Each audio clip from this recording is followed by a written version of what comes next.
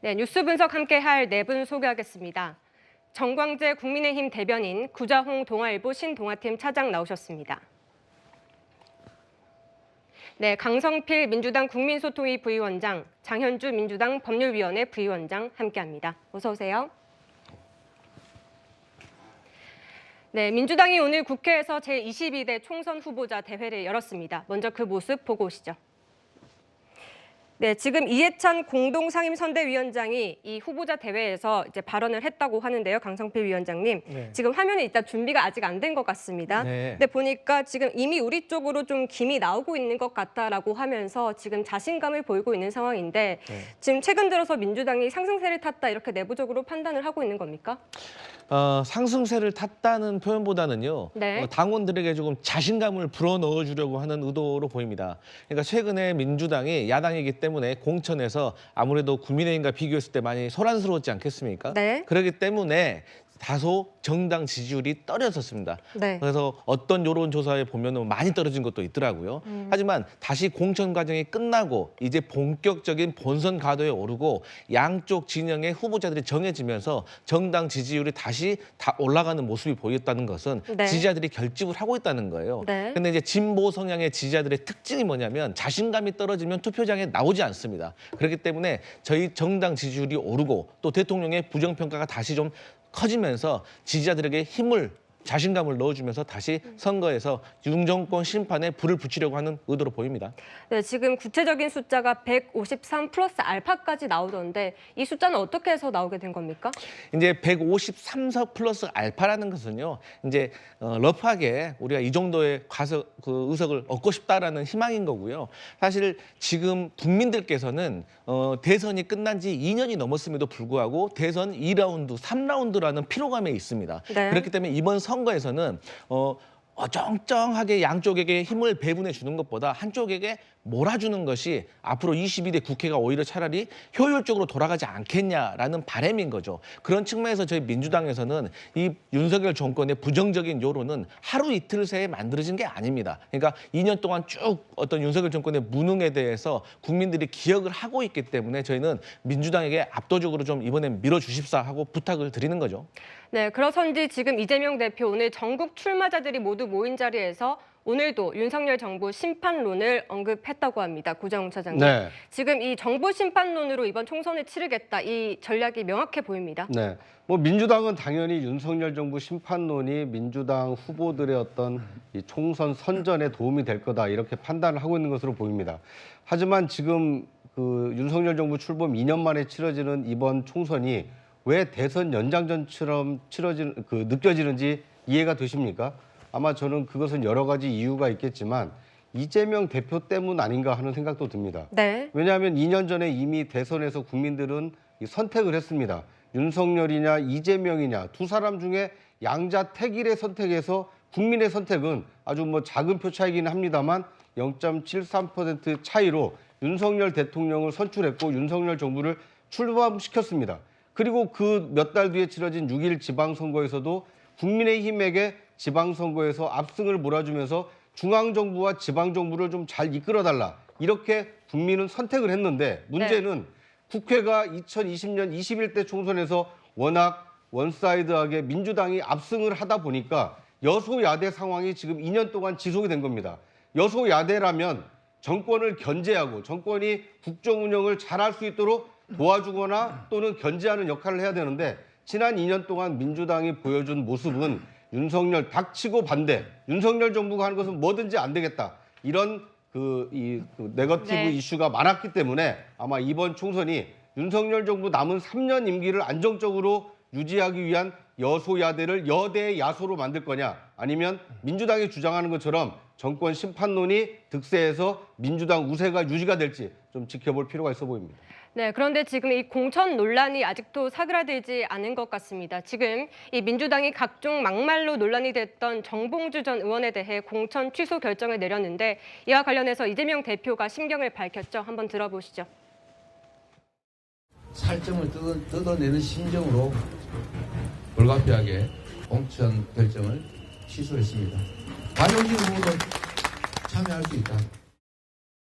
네, 장현주 변호사님 네. 지금 살점을 뜯어내는 심정이라고까지 표현을 했습니다. 네, 그렇죠. 아무래도 당대표 입장에서는 또 경선을 거쳤고 또 결선까지 치른 후에 또 후보자로 공천이 됐었는데 뭐 여러 가지 막말 논란 때문에 결국에 공천을 취소할 수밖에 없었던 그런 전반의 상황 자체가 뭐 즐거울 리가 당연히 없었을 것 같습니다. 당연히 또 안 좋은 심정으로 또 마음 아픈 심정 그리고 또 국민 눈높이에서 봤을 때 국민들께 송구한 마음으로 이 모든 절차를 거쳤을 것이다라는 예상이 되는데요.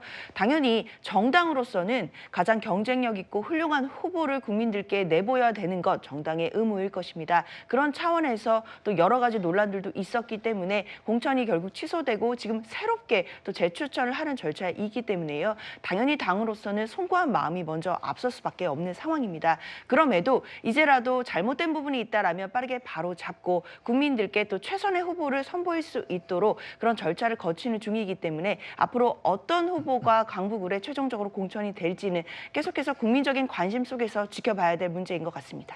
네, 지금 이 대표가 박용진 의원도 경선에 참여할 수 있다 이렇게 말을 했습니다. 그런데 이 경선이라는 게 전략 경선이라고 해서 당원들만 참여하는 경선이거든요. 그러면 이미 감산을 받게 되는 박용진 의원은 불리하게 되는 거 아닙니까? 뭐 30% 감산이라는 게 경선에 참여해 본 사람이라면 특히 이 양자 경선 같은 경우에는 얼마나 큰 차이를 낼 수 있는지를 네. 절감하실 수 있을 거라고 생각합니다. 이재명 대표가 살점을 뜯어내는 각오로 뭐 그런 심정을 느꼈다고 했는데 그게 정봉주 후보가 아니라 그러니까 자신의 마음이 실린 정봉주 후보가 아니었다면 그런 표현이 가능했을까라는 생각이 듭니다. 만약에 그게 박용진 의원이었다면 그런 표현했을지도 궁금하고요. 박용진 의원 같은 경우엔 지역 내에서 상당히 좋은 평가를 받았었던 거 아닙니까? 지난번 경선에서도 과반을 넘는 득표율이었지만 감산이 적용되면서 탈락할 수밖에 없었는데 이번에 경선 참여를 주면서도 30% 감산을 그대로 유지하기 때문에 네. 글쎄요, 뭐 이런 공공연하게 이재명 당대표의 마음이 특정 후보에게 실렸다라는 것을 어느 정도 당원들이 알게 된 시점에서 박용진 의원이 얼마나 선전할 수 있을까는 두고 봐야 할 것 같습니다. 네, 워낙 이렇게 불리한 구도로 치르다 보니까 지금 당 내에서도 김상희 의원이 이재명 대표는 그렇게 박용진 의원이 무섭냐 이런 식의 발언도 했더라고요. 저는요, 이러한 모습들이 민주당에 좀 긍정적이라고 저는 보고 있습니다. 어떤 부분이요? 그러니까 어떤 당내에 이슈가 있었을 때 당대표 눈치를 보면서 의원들이 할 말을 못한다면 그게 민주적인 정당이 되겠습니까? 네. 그리고 4선 정도의 중진이 대표를 향해서 의원들 단톡방에서 그런 말을 했다는 거는 대표로서도 심각하게 받아들이고 또 다른 목소리에 대해서 귀를 기울이고 신경 쓰지 않을 수가 없어요. 그런데 당내에서 이런 목소리 하나도 안 나온다? 그래버리면 대표가 그야말로 어떤 결정을 내릴 때 부담이 없는 거 아니겠습니까? 저는 이게 민주적인 정당이 아니라고 봐요. 예를 들어서 국민의힘에서 과거에 윤한 갈등이라고 있었을 때 의원 단체방에서 이용 의원, 호위무사라고 하는 이용 의원이 뭐 대통령이 뭐 한동훈 비대위원장에서 뭐 신임을 철회했다라고 했는데 모두가 아무 말을 안 차나요. 그러니까 저는 이런 모습보다는 당내에서 치열하게 갈등을 갖더라도 의견을 피력하면서 의사결정을 해나가는 것이 오히려 그 의사결정이 끝난 후에는 더 하나가 된 모습으로 갈 수 있다. 저는 그렇게 보고 있습니다. 네, 민주적인 모습이다 이렇게 말씀해 주셨는데 네. 그렇다면 이런 의견들을 이 대표가 받아들여서 이번에 경선 규칙을 바꿀 수도 있다고 보십니까?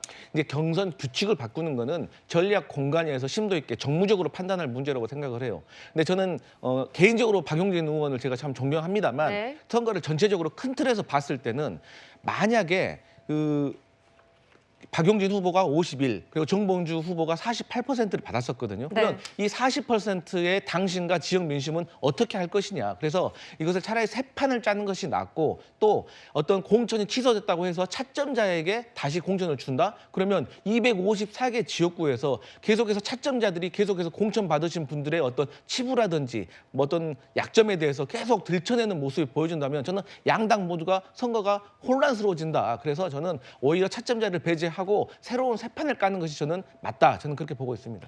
알겠습니다. 지금 일단 박용진 의원은 비명은 안 된다는 원칙 없는 결정이라고 반박하면서 경선 참여를 선언했습니다. 오늘 국회에서 이 발언을 했는데요. 먼저 듣고 오시죠. 어제 우리 강북을 전략 경선에 참여를 결정하기까지 정말 많은 고민이 있었습니다. 들러리를 서라면 들러리를 서고 구색을 맞추라 하시면 장단까지도 맞춰드리겠습니다.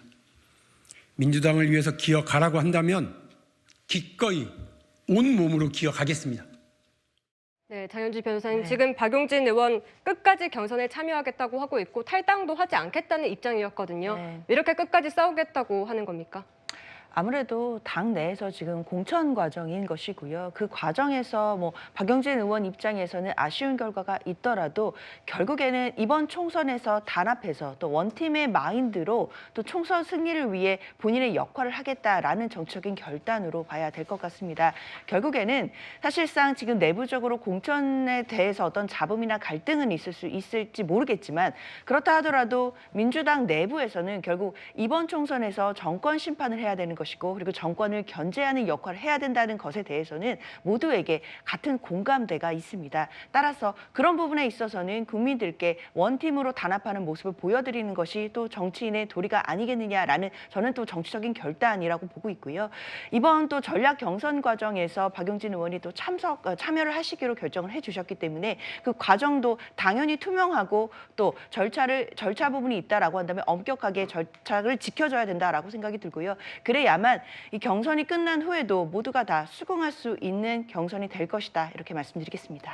알겠습니다. 지금 이 상임 공동선대위원장을 맡은 김부겸 전 국무총리도 어제 입장을 밝혔는데 화면 함께 보실까요? 지금 이 당이 가장 큰 위기에 처했다. 이해하기 어렵다 이런 말을 했습니다. 고정 차장님. 네. 사실 이 통합을 기치로 이번에 공동선대위가 이렇게 발족을 했었었는데 네. 김부겸 전 총리의 말이 별로 통하지 않는 분위기거든요. 그렇습니다. 뭐 직책으로 보면 그 민주당 총선을 지휘하는 지휘에 있긴 합니다만 이 민주당 공천 과정에는 전혀 개입하거나 아니면 자신의 어떤 쓴소리가 받아들여지지 않는 것에 대한 이 안타까운 표현으로 이해가 됩니다. 그러니까 민주당 공천 과정을 한 달 동안 지켜본 이것을 복기를 해보면 임종석으로 시작해서 지금 박용진으로 끝나고 있는 것이 아닌가 하는 생각이 듭니다. 그러니까 이른바 이 친명 횡재, 이 비명 횡사라는 공천에 대한 이 우려가 있었는데 상당 부분 현실화된 측면이 있고요. 대표적인 인물이 이 중구 성동갑에서 예비 후보 등록을 하고 공천 신청을 했던 임종석 전 비서실장입니다. 결국 컷오프가 됐고 그 컷오프를 수용을 함으로써 어쨌든 개인의 결단을 통해서 민주당은 이 분열을 막은 측면이 있습니다. 이제 문제는 대표적인 친명 인사로 알려졌던 정봉주 전 의원이 3자 경선 그리고 결선을 통해서 공천장을 받았음에도 불구하고 부적절한 언사로 인해서 지금 공천 취소가 된 상황입니다. 네. 상식적이라면 강북을 지역 민주당원 또는 민주당 권리당원들의 어떤 뜻을 모아서 후보자를 선출하는 것이 맞는데 지금 들리는 얘기에 의하면 강북을만 대상으로 하는 것이 아니라 뭐 권리당원 전체 투표를 통해서 이 전략 공천을 정하자 이제 이런 얘기가 나오고 있다고 합니다. 그러니까 이것은 누구를 위한 과연 공천인가? 강북을 주민들의 뜻을 받들기 위한 공천인가? 아니면 특정한 누군가를 배제하기 위한 공천인가? 여전히 잡음이 끊이지 않고 있기 때문에 민주당 공천 결과가 어떻게 결론이 날지 좀 지켜볼 필요가 있어 보입니다. 네, 조금 전 열린 민주당 총선 후보자 대회 영상이 들어오고 있다고 하는데요. 지금 이해찬 위원장 목소리 먼저 듣고 오시죠. 지역에서 지금 선거운동 해보시니까 분위기가 어떻습니까? 분위기가 이렇게 달아오는 것 같죠? 네. 선거는 그 연못에서 김이 나는 거하고 비슷합니다. 김이 나기 시작하면 그다음부터는 못 막는 겁니다. 제가 다녀보니까 벌써 우리 쪽으로 김이 나오기 시작한 것 같습니다. 대변인님, 네.